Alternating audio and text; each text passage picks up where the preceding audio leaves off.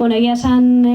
gaurkoa egun garrantzitsua da guretzako, etxebizitza sailak eta Errenteriako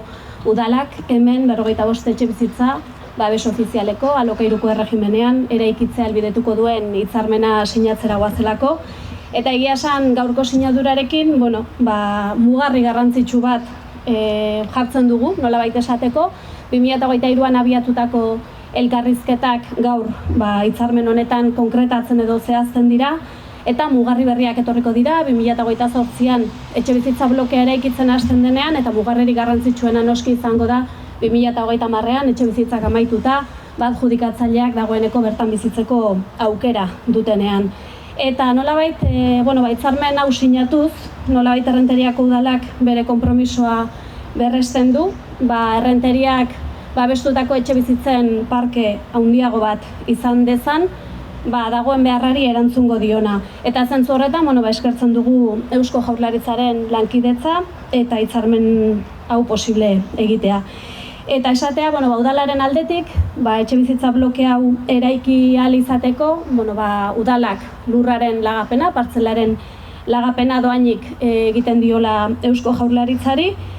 libre de kargas, esaten dana, alegia urbanizazio kargari gabe, eta fiskalki ere, praktikoki zergarik ordaindu behar izan gabe.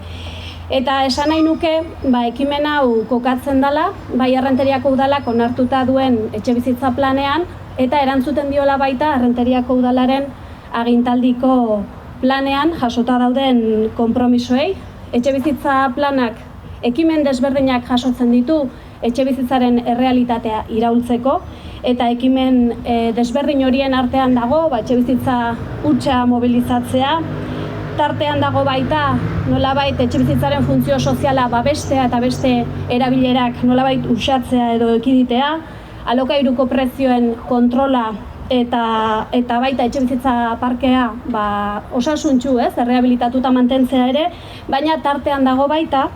etxebizitza berria eraikitzea nagusiki babestutako parkea handitzea. Eta esan dezakegu momentu honetan etxebizitza babestuari dagokionez, momentu honetan Errenteriako udalak dagoeneko formalizatuta dauzkala edo konbeniatuta ditula 154 babes ofizialeko etxebizitza berri eraikitzea, 2 bloke Esnabiden eta 2 bloke hemen Altzateko auzo berri honetan, 2 ekimen pribatukoak dira, eta beraz salmentako etxebizitza babestua izango da, eta beste 2 alokairuko etxebizitza babestua izango da. Eta 2026an abiatuko dira zuzen ere, 2 etxebizitza bloke hoietako 2 2026an abiatuko dira, dagoeneko hemen eraikitze prozesuan ikusten dugun hau salmentako babes ofizialeko etxebizitza da, eta 2026an abiatuko da ere Esnabiden salmentako babes ofizialeko etxebizitzen eraikuntza, eta ondoren etorriko dira 27an eta 28an alokairuko babes ofizialeko etxebizitzak 2 auzoetan.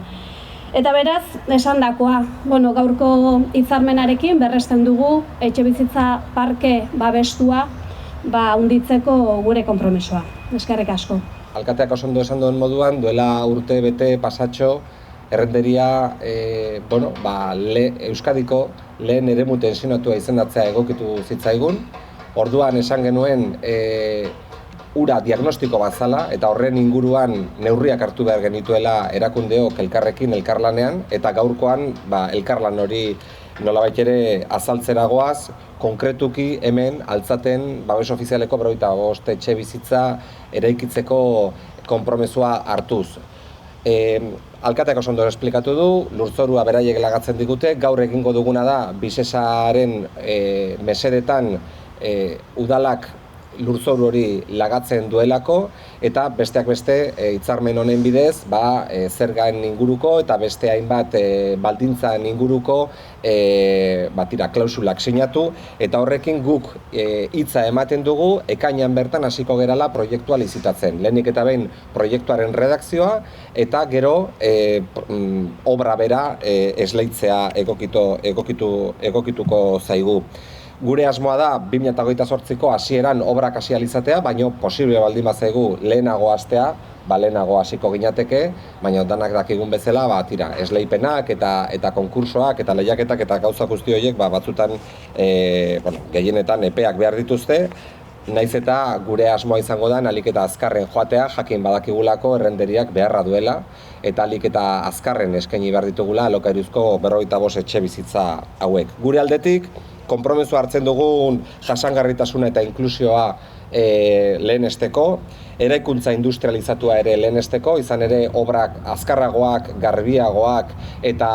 xeheagoak izango dira eraikuntza industrializatuarekin, kalitatea arkitektonikoari ere garrantzia emango diogu esleipenean eta kontratazio eta gobernantza sistema berriak zein kostuak murriztea eraikinaren bizizikloan zehar ere kontutan hartuko ditugun.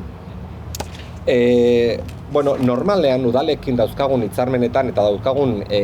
lan ildoetan hau izaten da gure dinamika, ez? Udalek lurzoruak lagatzen dizkigute, normalean beak esan duen moduan libre de kargas izan behar du, alegia bisesak erabiliko duen aurrekontua etxe bizitzak eraikitzeko eta besterik ez erabiliko dugula, izan ere aurrekontua 8,7 milioi eurokoa izango da, gutxi gora bera guztiz egin beharreko inbertsioa. Logela bateko 9 etxebizitza izango dira, 2 logelako 27 etxebizitza eta 3 logelako 7 etxebizitza. Eta hori da guk gure gain hartzen dugun konpromisoa jakinda gaur egun erregistratutako eskariak errenterian, 2026ko maiatzaren lehenengoan hartutako datuan arabera, 3.373 bizikidetza unitate zeudela errenterian erregistratuta, ez? Horietatik 2.300, ehuneko 78 alokairuko etxe bizitza eskatzen dute. Alegia badaude, eta berak esplikatu du beste lurzoru bat lagatuko dela edo erabiliko dela salmentan etxe bizitzak egiteko, eskaria egon badagolako, baina badago gehiengo bat alokairuko erregimenean apuntatuta dagoena eta alokairuko etxe bizitzak eskatzen dituena, konkretuki 2.300 familia errenterian. Gogoratu azkenik, 2028an entregatuko diren etxe bizitza hauek eskuratzeko gutxieneko errenta 9.000 eurokoa izan beharko duela eta gehienekoa 46.400 eurokoa. Alegia, klase ertainei begira jartzen ditugun etxe bizitzak izango dira eta tira, eskaria egon badagoenez, inolako dudarik ez dago, onuradunak errenderiarrak izango direla eta errenderiaren mesedetan ebekiko ditugula. Eta nik ere, hemen utziko nuke, eta galderak egongo balira, edozein hizkuntzetan erantzuteko prest. Efectivamente tenemos varios temas que están en conversación entre la Consejería y el Ayuntamiento y efectivamente una de las cuestiones que está sobre la mesa es el ofrecimiento que hizo en su momento el Ayuntamiento de construir vivienda protegida, digamos, en la ciudad ya construida y efectivamente, esas parcelas daban una edificabilidad total de 530 viviendas y eso está, digamos, sobre la mesa y es tema de conversación entre la Consejería y el Ayuntamiento, al igual que tenemos otros temas como los nuevos desarrollos, por ejemplo, hemos hablado hoy también de la futura, digamos, concreción de lo que va a ser el desarrollo de Gamongoa, de eso también tenemos que hablar porque va a ser una operación importante para el municipio, pero también va a ser una operación importante en términos de colaboración y simplemente deciros que todos esos temas están sobre la mesa y son temas de los que seguimos hablando y seguramente darán todavía mucho que hablar. Hoy se está plasmando un ofrecimiento concreto que firmamos y nosotros nos vamos a dar toda la prisa del mundo. De hecho, nuestras licitaciones, Carlos es el director general de Visesa, el compromiso que tiene es que en junio empecemos a lanzar los concursos en el momento en el que tenemos el suelo. Porque el ofrecimiento, digamos, es lo que nos permite empezar a hablar y cuando se concreta, se lleva un documento, se cede la parcela, que es lo que hoy va a hacer el Ayuntamiento en favor de Visesa y a partir de ahí se pone en marcha todo el engranaje. Como bien ha dicho la alcaldesa, la disposición por parte de las dos instituciones es total, lo que necesitamos es suelo y si un ayuntamiento nos lo ofrece, nosotros nos ponemos a la orden y en el caso de Gamongoa acabamos de tener una reunión en el ayuntamiento, hemos hablado de diversos temas, es habitual que hablemos y en este caso la mera sugerencia de que en Gamongoa pueda haber una serie de viviendas que se puedan construir desde lo público, en suelo público y en alquiler, a nosotros nos pone en posición de ir programando a Visesa y por eso de alguna manera nosotros estamos a la escucha, plenamente dispuestos a cualquier planteamiento que se nos quiera hacer y en el caso de cocheras, dado que el suelo es del Gobierno vasco y en principio había un compromiso por parte del Departamento de Movilidad de cedérnoslo, nosotros en este caso somos nosotros quienes les hacemos el ofrecimiento a ellos, pero hay que tener en cuenta que la planificación urbanística y la planificación de la ciudad es competencia del Ayuntamiento, del Departamento de Urbanismo y de la alcaldesa y bueno, la cuestión es que a esta zona tensionada le vayamos dando respuestas allá donde haya consenso para poder construir. Y en este caso estamos ante una parcela de total consenso y puede que haya en el futuro cercano otras. Y antes de que la alcaldesa me lo recuerde, está también Esnavide. En Esnavide también hay un compromiso de cesión, no sé si está ya concretada la cesión, pero eso lo haríamos desde el departamento. Lamentablemente a veces en el departamento no vamos a la velocidad que puede ir Carlos en Visesa, que tiene otros instrumentos y otras capacidades, pero ahí también está programada, está comprometida y yo creo que pronto podremos anunciar fechas, si no me equivoco y no me columpio, también de inicio de obra y de redacción de proyecto y todo esto. Lo importante hoy sería hablar de las 45 viviendas que nos va a traer, digamos, el convenio que firmamos hoy, pero también remarcar como alcaldesa que en estos momentos tenemos 144 viviendas de protección oficial conveniadas ya. Y dentro de esas 144 viviendas son 45 las que se van a construir aquí, junto con Gobierno Vasco, y las de Esnavide serán 27 y está apalabrado que el inicio de las obras sea en 2027 y me imagino que se podrá cumplir con ese compromiso. Egin nahi duguna da Euskal Autonomia Erkidegoko etxebizitza legea aldatu, hemendik aurrera babes ofizialeko etxebizitzan bigarren transmisioetan, alegia jabetzan dauden etxebizitza guzti horiek salerosketan sartzen direnean, erosleak etxebideen erregistratuta dauden pertsonetatik ateratzeko. Alegia badaude,